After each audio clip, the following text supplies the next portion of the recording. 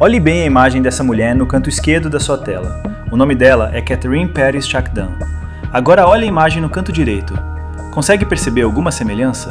Pois é, nessas duas imagens é exatamente a mesma pessoa.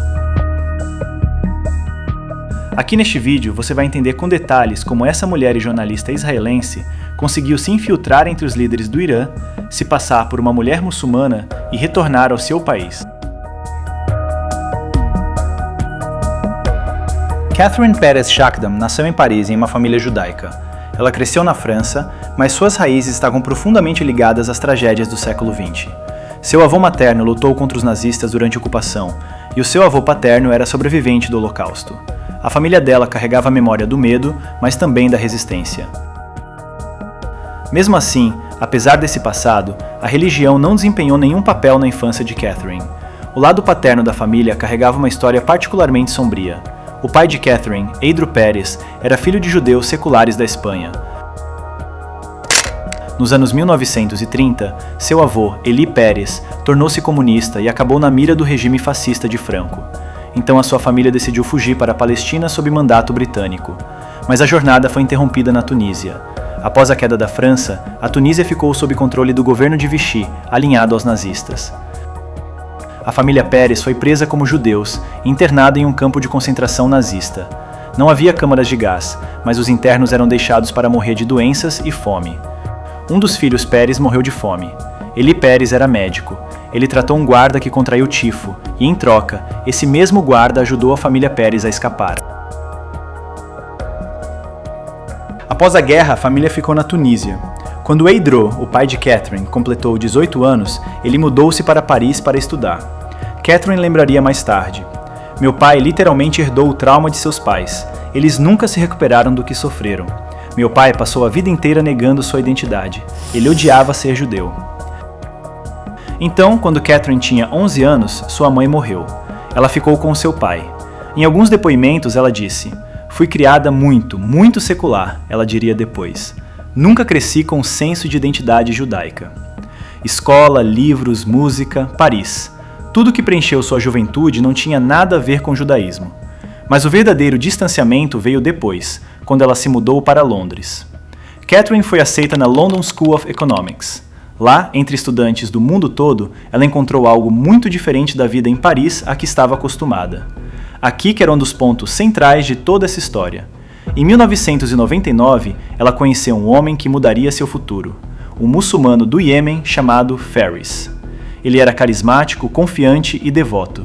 Sua origem não a assustou, a fascinou. Eles se casaram apenas 6 meses depois. Ela ainda não tinha 19 anos. Ela se converteu ao Islã, não por convicção profunda, mas como gesto de compromisso, para ganhar aceitação da nova família. Mas esse compromisso logo a levaria a algo muito mais sério. "Nunca falei sobre minha herança porque sabia que se mencionasse, seria intimidada ao silêncio. Então, simplesmente parei de mencionar." Sua origem judaica tornou-se fonte de tensão com a família do marido. Eles nunca a aceitaram completamente. Sua vida com Faris a levou a Sana, capital do Iêmen. Lá, ela se viu em uma sociedade profundamente conservadora, patriarcal, restritiva, estrangeira. Para uma garota criada na Paris secular, foi como voltar um século no tempo. Ainda assim, ela tentou pertencer. Ela começou a escrever, inicialmente sobre o Iêmen, depois expandindo para tópicos mais amplos no Oriente Médio. Trabalhando remotamente, contribuiu para veículos internacionais. Seu nome começou a aparecer em artigos lidos em Teherã, Moscou e várias capitais árabes. Este foi o início de seu caminho como analista política. Enquanto isso, algo dentro dela mudou. Embora seu marido fosse muçulmano sunita, ela se sentiu cada vez mais atraída pelo xiismo. Ela estudou, escreveu, mergulhou na história. Conheceu estudiosos xiitas. Começou a publicar livros e artigos defendendo o Islã xiita. Mas seu casamento estava desmoronando. Em 2014, o relacionamento havia quebrado. Ela pediu divórcio e ficou sozinha, criando 2 filhos. Sem país, sem comunidade, sem identidade clara. E ainda assim, esse foi o ponto de virada. O início de uma jornada que eventualmente a levaria às redações iranianas, e então à audiência privada do próprio líder supremo do Irã. Após o divórcio em 2014, a vida de Catherine tomou um rumo complicado. Sozinha com 2 filhos, ela não retornou ao judaísmo. Em vez disso, mergulhou ainda mais fundo no Islã xiita e, como ela admitiria mais tarde, em sua própria confusão. Isto marcou um novo capítulo em sua vida, trabalhar com a mídia iraniana. Foi uma bola de neve muito rápida. O Irã está tão faminto por apoio ocidental que eles falam com qualquer um com passaporte ocidental, ela disse em uma entrevista. Catherine começou a colaborar com Press TV, Tehran Times, Mehr News e outras emissoras e canais do regime iraniano. Seus artigos eram publicados em inglês. Como analista político ocidental, ela explicava ao mundo por que o Irã supostamente estava certo. Ela foi apresentada como especialista em terrorismo, analista do Oriente Médio e convidada para conferências. Mas no fundo, ela começava a se sentir conflitada. Eu estava ciente de que a mídia iraniana estava tentando me recrutar para uma máquina de propaganda, e até certo ponto eu entrei no jogo. Ela não era paga, mas as portas se abriam, e mais importante, ela recebeu acesso. Ela se tornou uma deles. E tudo isso em um país onde judeus são tratados como inimigos do Islã, onde uma mulher de descendência judaica nunca seria permitida perto dos centros de poder. Mas ninguém sabia.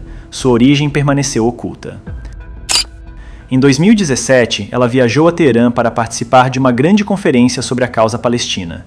Ela não foi tratada como convidada, ela se sentiu em casa. Foi concedido acesso a um evento onde o líder supremo do Irã, Ali Khamenei, deu um discurso inflamado. Naquela sala sentavam pessoas como o líder do Hamas, Khaled Mashal, e o general Qassem Soleimani, comandante da Força Quds. Nenhum deles sabia que a mulher de véu sentada silenciosamente entre eles havia nascido em uma família judaica em Paris.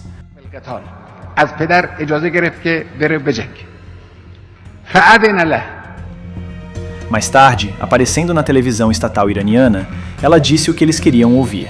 Com o Hamas está a ideia de resistência contra a opressão, e acho que é muito importante hoje.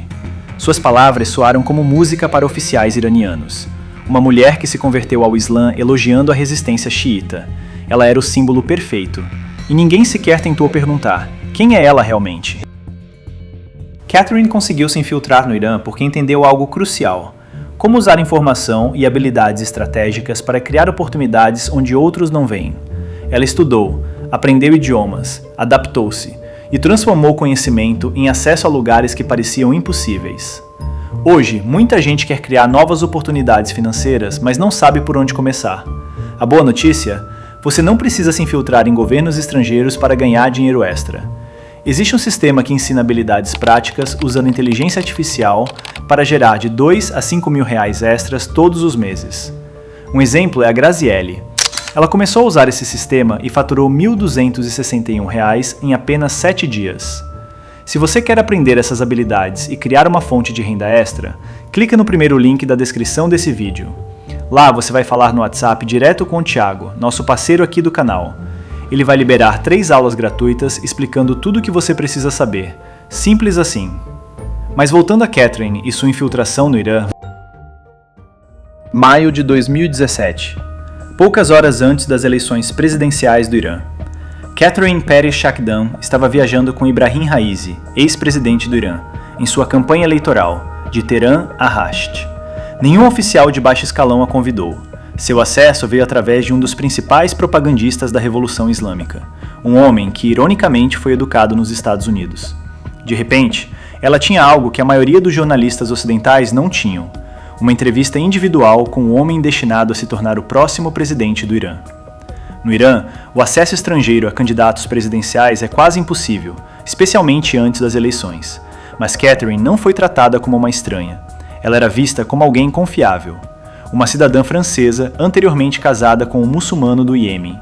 Ela usava hijab, falava como uma xiita devota, escrevia artigos duros sobre a Arábia Saudita, denunciava o sionismo. No papel, ela era perfeita.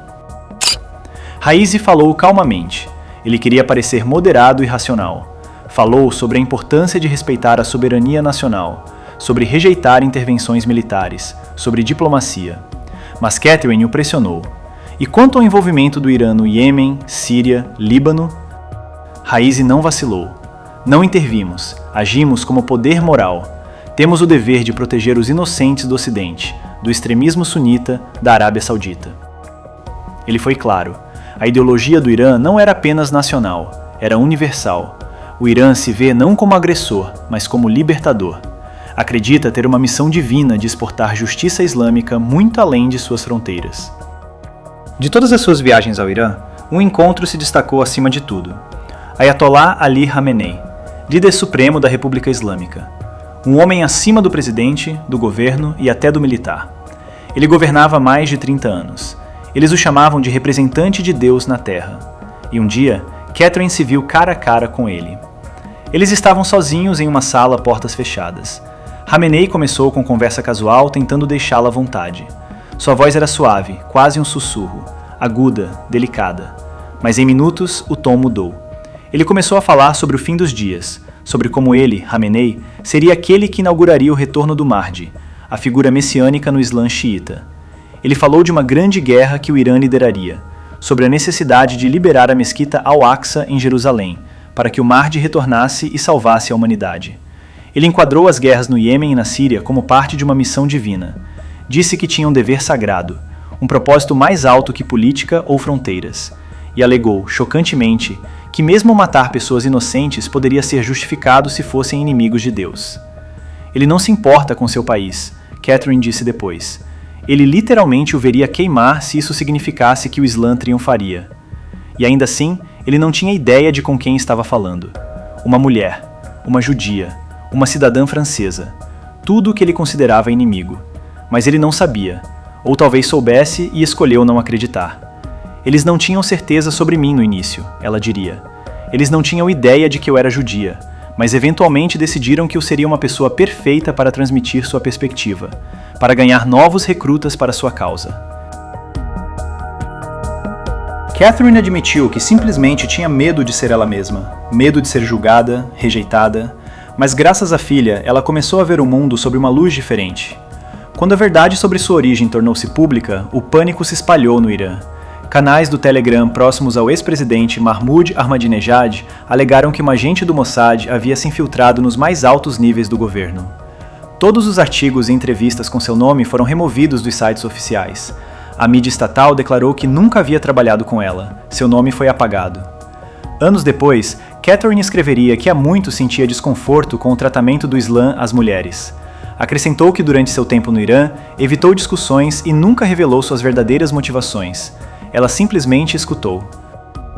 Hoje, Catherine mora em Londres, escreve artigos, dá entrevistas e tenta alertar o Ocidente sobre a ameaça real representada pela ideologia do regime. Ela pede abertamente que o Corpo de Guardas da Revolução Islâmica seja designado como organização terrorista.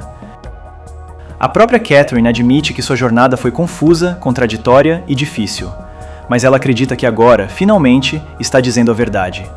E você, o que pensa? Quem era Catherine Pérez realmente? Uma alma perdida buscando fé? Uma intelectual presa na ideologia? Uma agente em missão secreta? Ou apenas uma mulher que passou tempo demais fingindo ser outra pessoa até que finalmente lembrou quem realmente era? Obrigado por assistir até aqui.